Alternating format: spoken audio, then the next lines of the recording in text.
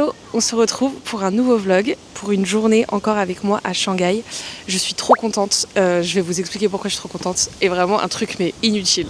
Je sais pas si vous m'entendez très bien parce qu'il y a beaucoup de vent aujourd'hui, mais je vais partir du principe que oui, comme mon micro est très près de ma bouche. En gros, je suis trop contente parce que je sais le programme que je fais aujourd'hui de A à Z. Et ça, c'est un truc qui me met en joie, en fait. Seules les personnes organisées peuvent me comprendre. Je vais débloquer mon vélo pendant que je vous parle. On commence la journée avec une exposition. On va dans une galerie. J'ai trop hâte.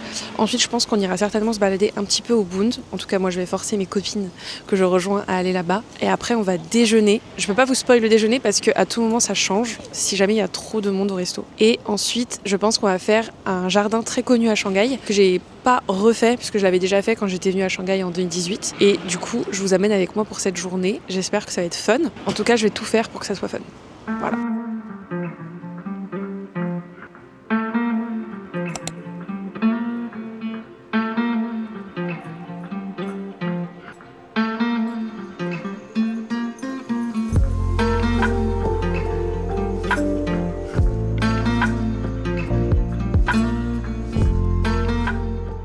Bon, et bien gros fail parce qu'on voulait aller à la galerie Perrotin et en fait elle est fermée aujourd'hui. Du coup on s'est rabattu sur le Rockbourne Art Museum je crois.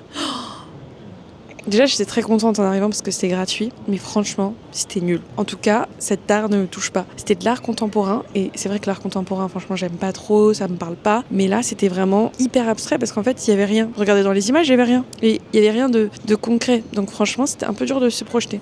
Donc là on va se poser dans un café pour un peu prendre un petit déj. Et après on va aller se balader un petit peu tout autour. Et on ira certainement se balader au Bund avant d'aller déjeuner.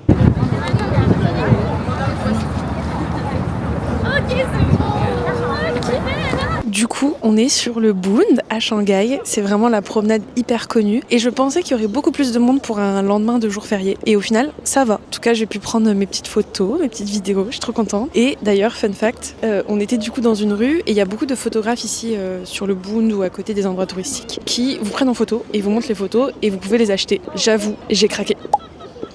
Voilà, en vrai ça m'a pas coûté si cher que ça m'a coûté 50 yuan. Et j'ai négocié, mais je négocie de 10 yuan. Donc si vous venez, vous pouvez négocier parce qu'en Chine tout se négocie. Juste abusez pas des prix quand même, parce que la Chine ça reste quand même un pays avec pas de SMIC. Donc les gens ont besoin de se nourrir. Et 10 yuan ça va. Franchement je suis plutôt contente du résultat. Et donc si jamais vous venez seul, c'est aussi une bonne solution. Si vous voulez des beaux souvenirs, voilà, il y en a vraiment absolument partout.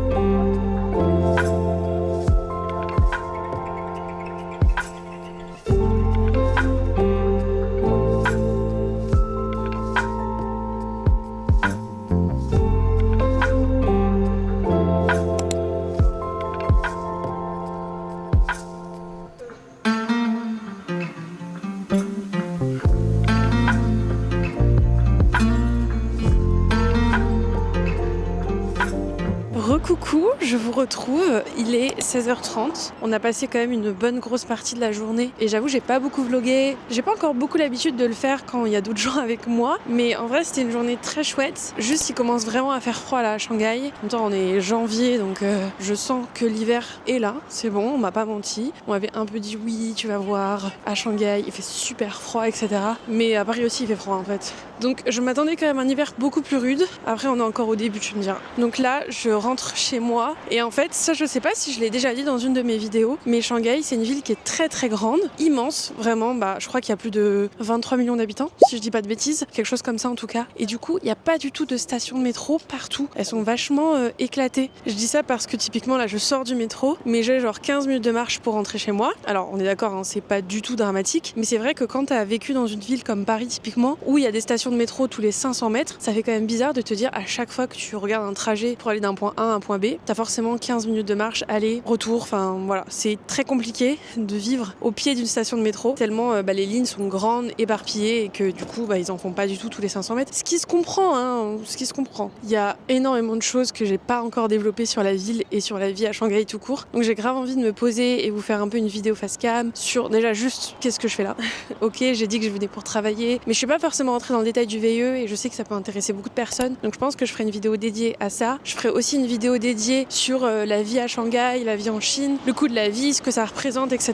Et j'aimerais bien du coup rentrer encore plus dans les détails. Après, il faut sachez que c'est des choses que je fais déjà sur mes réseaux sociaux. Donc si ça vous intéresse, n'hésitez pas à me suivre sur Instagram ou TikTok parce que je développe 3 fois plus ces sujets. Et je rajoute la petite parenthèse quand je dis il faut sachez que c'est une ref, d'accord? Je sais parler français. Je sais pas encore si je retrouve mes copines ce soir pour dîner, donc je préfère arrêter ce vlog maintenant. On se retrouve très vite sur tous mes réseaux sociaux. À bientôt!